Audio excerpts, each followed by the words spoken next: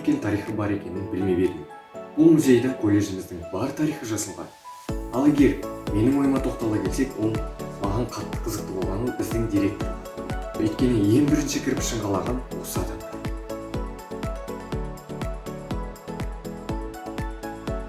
Сегодня я побывал в музее нашего колледжа, и меня поразило, как богата и интересна вся история нашего учебного заведения. В нашем музее я узнал всю информацию о колледже за все годы его существования, и мне было очень интересно.